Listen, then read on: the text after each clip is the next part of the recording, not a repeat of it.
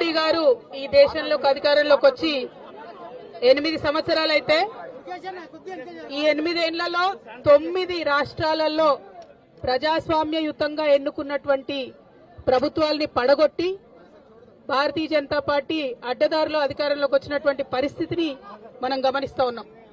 అదేవిధంగా ఏ రాష్ట్రంలో ఎప్పుడు ఎన్నిక జరిగినా కూడా 1 సంవత్సరం ముందు మోడీ వచ్చే కన్నా ముందు ఆ రాష్ట్రానికి ఈడీ పోవడం కూడా మనం గమనిస్తున్నాం. కొత్త విషయం కాదు. ఈ దేశంలో ప్రజలు గత కొన్ని సంవత్సరాలుగా ఇది గుర్తిస్తూనే ఉన్నారు. కాబట్టి ఇవాళ తెలంగాణ రాష్ట్రంలో వచ్చే డిసెంబర్లో ఎన్నికలు ఉన్నాయి. కాబట్టి ఇవాళ మోడీ కన్నా ముందు ఈడీ వచ్చింది తెలంగాణకు. అది నార్మల్. తెలంగాణ ప్రజలందరికీ ఈ సందర్భంగా నేను చెప్పేది ఏంటంటే, నా మీద కావచ్చు, మన మంత్రుల మీద కావచ్చు, మన ఎమ్మెల్యేల మీద కావచ్చు, ఈ ఈడీ కేసులు సిబిఐ కేసులు పెట్టడం అన్నది భారతీయ జనతా పార్టీ యొక్క హీనమైన నీచమైన ఒక రాజకీయపు ఎత్తుగడ తప్పితే ఇందులో ఏం లేదు. దాన్ని మనం పట్టించుకోవాల్సినటువంటి అవసరం లేదు, కన్ఫ్యూజ్ అవ్వాల్సినటువంటి అవసరం అంతకన్నా లేదు. ఎటువంటి విచారణ అయినా ఎదుర్కొంటామని మేమందరం కూడా చెప్పడం జరిగింది.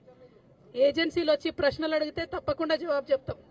కానీ మీడియాలో లీకులు ఇచ్చి ఏదో నాయకుల యొక్క మంచి పేరు చెడగొట్టాలనే ప్రయత్నం చేస్తే అది ప్రజలు తిప్పికొడతారని ఈ సందర్భంగా గౌరవనీయులు పెద్దలు భారతదేశ ప్రధానమంత్రి మోదీ గారికి నేను విజ్ఞప్తి చేస్తూ, ఈ పందాన్ని మార్చుకోవాలి. ప్రజాస్వామ్యయుతంగా ప్రజల దగ్గరికి వెళ్ళి మనం ప్రజలకు ఏం చేస్తాం అని చెప్పుకొని గెలవాలి. కానీ ఈడీలను సిబిఐలను ప్రయోగించి గెలవాలనుకుంటే అది మరీ ముఖ్యంగా అత్యంత చైతన్యవంతమైన ప్రజానికం ఉన్న తెలంగాణ రాష్ట్రంలో మీకు సాధ్యపడదని మాత్రం ఈ సందర్భంగా తెలియజేస్తా ఉన్నాను.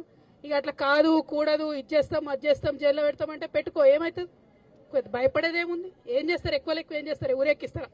ఎక్కువ అంటే జైల్లో పెడతారు, అంతే కదా. పెట్టుకొని రాదు, ఏమవుతుంది? దాంతో ప్రజలు మనం వెంట ఉన్నంత కాలం, ప్రజల కోసం చిత్తశుద్ధితో టీఆర్ఎస్ పార్టీ పనిచేస్తున్నంత కాలం ఎవరికి కూడా ఎటువంటి ఇబ్బంది రాదని చెప్పి ఈ సందర్భంగా తెలియజేస్తా ఉన్నాను. కల్వకుంట్ల కవిత గారు, మీరు తెలంగాణకు మోడీ కంటే ముందు ఈడీ వచ్చిందని చెప్పి తెలంగాణ ప్రజలందరూ కూడా ఏదో పాపం చేసినట్టుగా, తెలంగాణ ప్రజలే మోసం చేసినట్టుగా నువ్వు చిత్రీకరించడం, మరోసారి ఎమోషన్స్ క్రియేట్ చేయడం ఇది సబబు కాదు. యాక్చువల్గా నువ్వు తప్పు చేసినావు.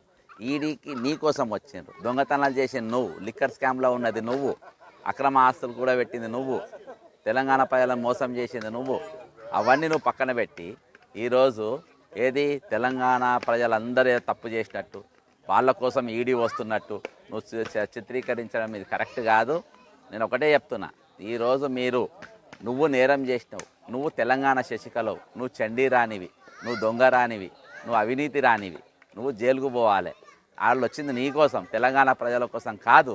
మరొకసారి నువ్వు తెలంగాణ ప్రజలపైన నువ్వు చేసిన అవినీతిని, నీ అయ్య చేసిన అవినీతిని, నీ అన్నం చేసిన అవినీతిని, నీ కుటుంబం చేసిన అవినీతిని తెలంగాణ ప్రజలపైన ఆపాదించద్దని కోరుకుంటూ, మరొకసారి ఇటువంటి పదాలు వాడద్దు, ఇటువంటి పదజాలం వాడద్దు, తెలంగాణ ప్రజలను కించపరిచే విధంగా నీ పదకోశం ఉండొద్దని హెచ్చరిస్తూ సెలవు తీసుకుంటున్నా. జై కాంగ్రెస్. హాయ్ ఫ్రెండ్స్, మా టుడే టుమారో యూట్యూబ్ ఛానల్ చూస్తున్నందుకు చాలా థ్యాంక్స్. మరిన్ని లేటెస్ట్ వీడియోస్ కోసం వెంటనే సబ్స్క్రైబ్ చేయండి. అలాగే ఈ బెల్ ని కూడా రింగ్ చేసేయండి. మా నోటిఫికేషన్స్ అన్ని మీ మొబైల్లో వస్తాయి. అలాగే మా వీడియోస్ మీకు నచ్చితే లైక్ చేయండి, షేర్ చేయండి, నచ్చకపోతే కామెంట్ చేయండి.